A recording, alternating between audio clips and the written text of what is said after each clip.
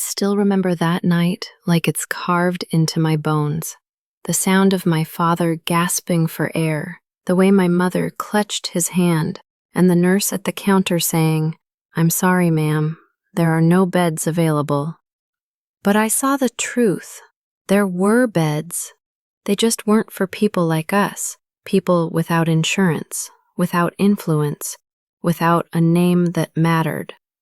My name's Emma Collins, 32 now, registered nurse at St. Mary's General, one of the top hospitals in Chicago, the same hospital that turned my father away 7 years ago.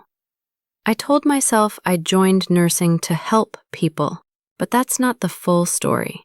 I joined because I wanted to see how power really works, who gets saved and who gets forgotten. And I learned quickly, money saves lives, not medicine. For years, I kept my head down, worked overtime, smiled at doctors who couldn't remember my name, and comforted families who reminded me of my own. Every beep of a heart monitor was a flashback. Every patient I saved felt like a small rebellion against the system that killed my dad. Then one night, during a heavy storm, they wheeled in a VIP patient. Heart failure, critical condition, and when I looked at the admission chart, my hands froze. Patient name, Richard Ellison. Occupation, hospital director. The same man who had denied my father's admission, the same man who told my mother, "We can't risk liability for patients who can't pay." Now, he was the one who couldn't breathe, and I was the one standing beside his bed, the nurse holding the power he once used against my family. Life has a strange sense of humor, doesn't it? I adjusted his oxygen mask slowly, watching his chest rise and fall. The irony was suffocating. He'd built his empire by deciding who lived and who died, and now his life, his heartbeat, was literally in my hands. I didn't say a word. I stood there for a long time, listening to the rain hammering the windows, the rhythmic beep of the heart monitor pulsing through the room. It felt poetic, almost cinematic, like the universe had written this moment just for me. Richard Ellison, the man who chose profits over people, now fighting for every breath, his lips pale, his pulse weak, his entire empire depending on a nurse he didn't even recognize. He didn't remember me. Of course he didn't. Why would a man like him remember the daughter of a nobody? But I remembered everything. The paperwork, the pleading, the way my father looked at me when they wheeled him out to die in the back of a taxi. Now, I could have done it. One small adjustment on the oxygen flow, a few seconds of silence, and justice, or something like it, would have been served. But revenge isn't always about killing someone. Sometimes it's about making them feel what they made you feel, powerless. So I did what I do best. I followed protocol. Perfectly. Too perfectly. I called the attending physician, paged the surgical team, reported every small fluctuation in vitals like a model nurse. And yet, when they rushed him into the OR, I knew the one thing they didn't. He wouldn't make it.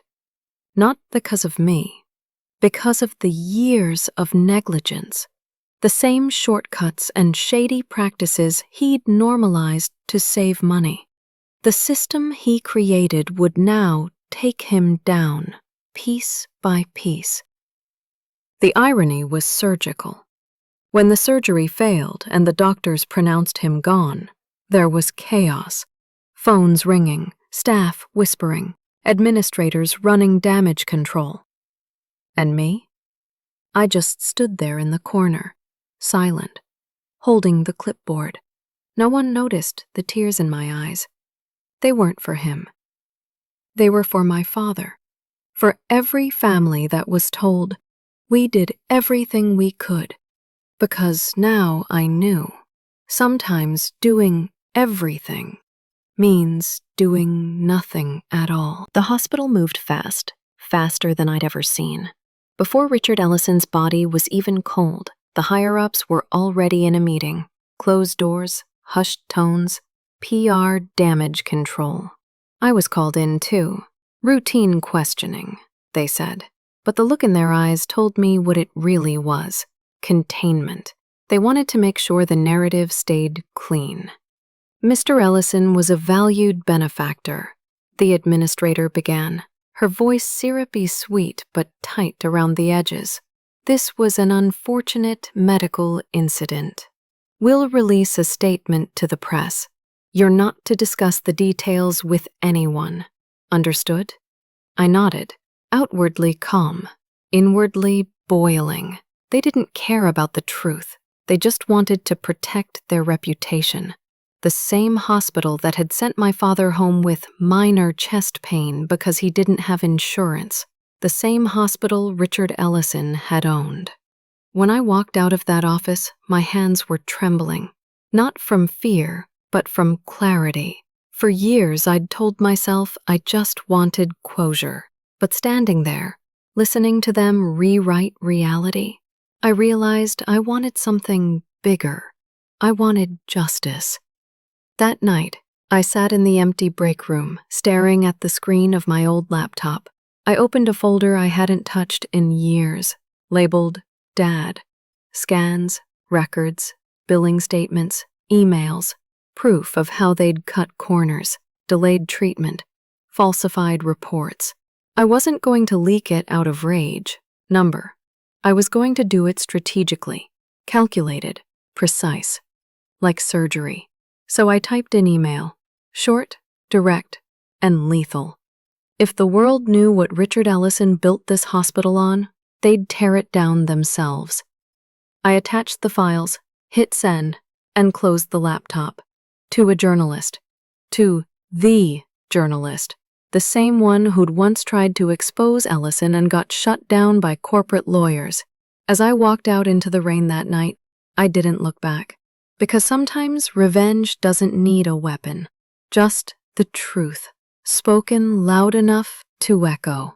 And by morning, the whisper had already turned into a firestorm. By sunrise, the world knew. Not just the city, the world. The headline flashed across every news feed.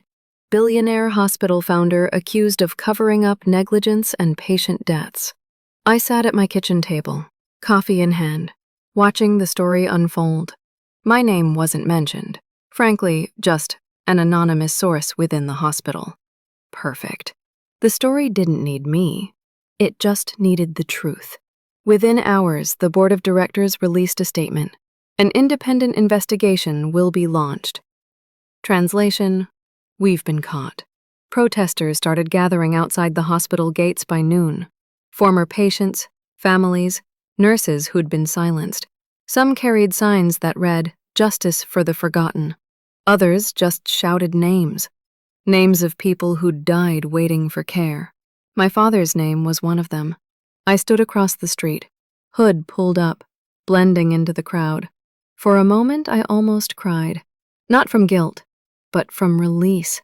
All those years I'd carried that weight, convinced silence was the same as strength. Turns out, silence only protects the wrong people. By evening, every channel was talking about it. Politicians pretended to care. Lawyers prepared statements. And the hospital board? They were falling apart from the inside. 2 executives resigned that night. Heather, the administrator who told me to keep quiet, was escorted out in tears. And the Ellison Family Foundation froze all donations pending an audit. It was chaos. Beautiful, righteous chaos. But here's the thing about revenge. When it's done right, it doesn't feel like vengeance. It feels like balance. A week later, I got a letter in the mail. No return address. Just a typed note that said, greater than. Your father would be proud. No name, no signature. But I knew. Maybe it was someone on the inside. Maybe just fate reminding me that justice never goes unseen.